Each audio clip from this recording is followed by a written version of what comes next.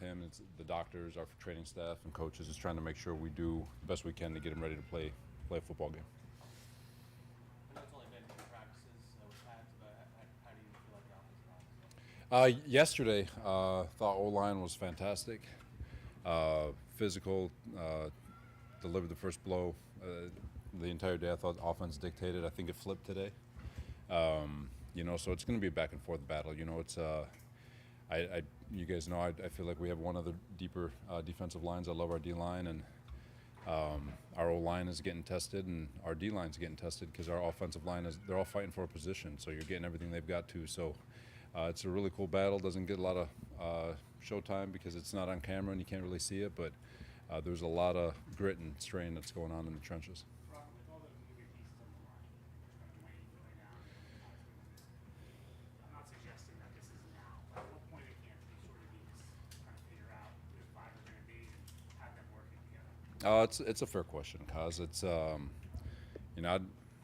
don't want to put timelines on it because you still got Tampa, we got Carolina. There's a lot of things that we've got to go through and there's a lot of games left. But those inter-squad scrimmages with Carolina and Tampa, I think, are going to be a big measuring stick, and it's going to allow us more clarity. But so we got a lot of time yet. Jeff Ulbrich likes to refer to guys as like superpower, like what they're best at kind of thing. And would you say Will McDonald's is his speed? He kept coming off the line. I think we saw him getting around some guys today. Will's, I call it a fastball. He calls it super. It's all the same. But his fastball is definitely his freakish ability in bend. His get off the line. And I've said it before. Once he develops power and he learns how to run through the face of another tackle, that's where it's all going to change and come to fruition. And it's something that he's learning. It's something that we're trying to figure out for him. But his knee bend or his ankle flexation, it's freakish. So. Tony Adams, somebody that's consistently made plays out here. Just talk about what you've seen from him throughout camp. Tony, I guess cat's coming out the bag a little bit, but Tony has got an unbelievable mental makeup to him. Undrafted free agent, unseeded, a bunch of guys who we all thought were going to make the team last year. Made it impossible for us to cut him. Does everything we ask of him, and his effort, strain, communication, football IQ, all of it's pretty damn good. And he's competing. They're in a competition with him, Ashton, and Amos. They're competing their tails off for that starting spot. And so there's still some of those undrafted kids that we took this year that are also fighting. But he's definitely been showing up. When you have a guy like that that's undrafted, like what do they have to do really to try to get your and other coaches' attention? Well, that's the thing. You never know. I said it yesterday. Your opportunities come a million different ways, and it's not where your opportunity happened. It's what you do with the opportunity when you get it. And the first and second and third rounders get all the accolades, but it's the day three guys and undrafted free agents that make up most of these football teams. And every team has these stories. There's always going to be a guy that slips through the cracks. And in Tony's case, I think he played he's so smart and so versatile that he played a lot of different positions at Illinois. And while that's great for Illinois, it kind of hides the player a little bit. And we were fortunate enough, knock on wood, to get him as a free agent and put him in the one spot where he can execute the same thing over and over and over again. And he's just gotten better and better every day. We saw JFL leave and come back. He's just dealing with some groin tightness. Actually, Zuff pulled him, so he didn't pull himself. Suffered it during one-on-ones, and then got through the first part of practice, and then Zuff pulled him. So I don't think it's bad.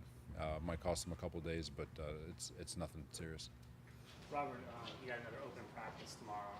I might be wrong, but it felt like the weekend, maybe this is Aaron's present, there was more videos of your practice than I've ever seen before on social media, and like pretty good angles of plays. Yeah. Do you get concerned with that at all in open practices, and do you look for it with other teams?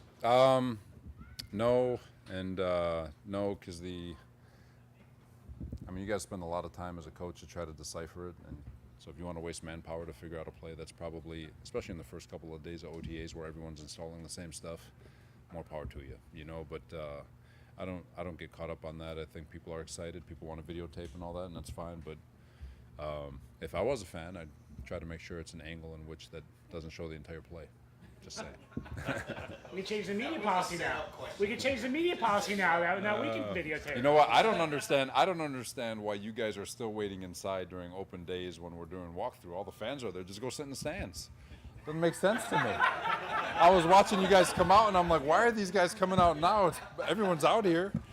It's his world. It's his world. His world. I'm not stepping on his shoes. Just saying. Back to the offensive line for a second. If they're going through some stuff, some issues or whatever, how much does having an 18-year quarterback maybe mitigate things a little bit, or in different ways he can help them either with his mind or with his physical ability? It does. He gets rid of the ball. I won't say where. I remember I was in a place where, don't stat check it and look it up, but we gave up like 50 sacks one year, and then same old line, new quarterback, and it's like 25. Well, what the hell happened? I mean, the guy just gets rid of the ball, and he's so smart. And I think Carl was listening to Carl talk yesterday. He talked about how it's almost a detriment to him because he's not even out of his stance yet, and the ball's out. And so a quarterback can help the O-line by getting rid of the ball, keeping an offensive line off or a defensive line off balance, keeping coordinators off balance with quick releases, and then pick and choose when it's time to take his hitch and hold the ball. So 18 years, he knows exactly where the ball needs to go and how it needs to get there, and so he can help a lot. Can you talk about the pre-snap matchup between Rodgers and Mosley and what goes on there?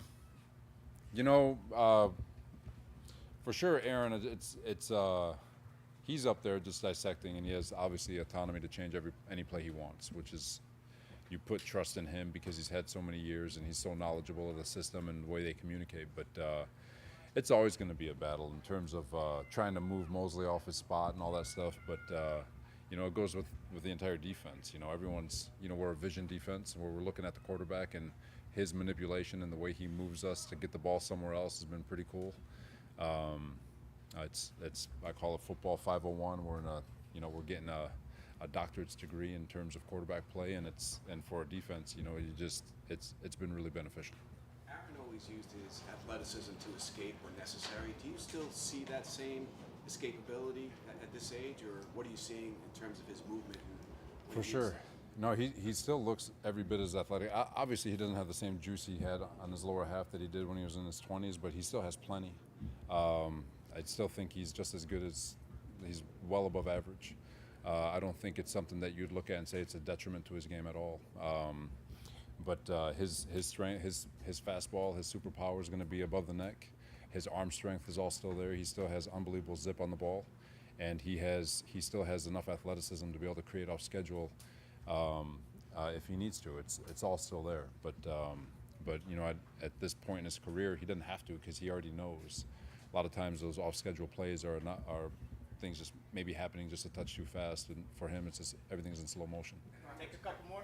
Sorry, and how much does that help the offensive line, knowing that he can still escape and extend a play? Is that a great help to the line when there are question marks about it? For sure, because you know that you keep straining, keep fighting, because you know that he's still going to be able to find ways to extend the play if he has to,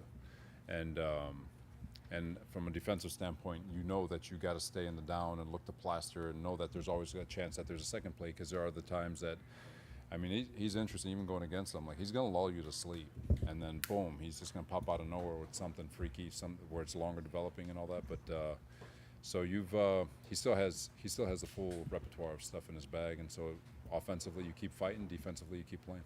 Have you ever been around a quarterback that is as vocal from the standpoint of, we hear all the guys saying that he's coming up to them saying, this is what I'm seeing, this is what you're showing quarterbacks. We saw him talking to the defense while, practice was going on. Have you ever been a part of that? No, I've mentioned it. We've had some really good ones. Matt Schaub in Houston, David Carr when he was still. It was a new system. Thought he was good, and then we get to Seattle, and it's Russell Wilson, so he's a baby. He was a rookie when I was there, and the second 2 year I was there for his first 2 years. And we go to Jacksonville, same thing. Blake Bortles is just a baby. Go to San Francisco, and Jimmy, technically, even though it was like year 3 or 4, he was still a baby in a new system trying to figure it out. So to answer your question, no. Always been part of just young quarterbacks trying to develop, trying to find their way, and to have somebody like him just to observe it all. It's what the best thing I could equate it to is like being in Seattle, being in San Francisco, where we had Richard Sherman, and you have these experienced defensive guys, and they're bringing the young guys along, and they're talking about the defense, and they're trying to speed up or accelerate the install and accelerate the learning curve. I've always experienced it on defense, just never have had that guy on offense, and now just seeing it has been really cool. Did you notice when he went over to the defense, Robert? I see him. He's walking all over. I see him walking all over the place, talking to people. And it's funny. I think I'm learning his body language, where he's going to either talk some trash or give a good coaching point. So so it's been good. He's been great. He's been great. Thanks, everyone. All right, guys. Thank you.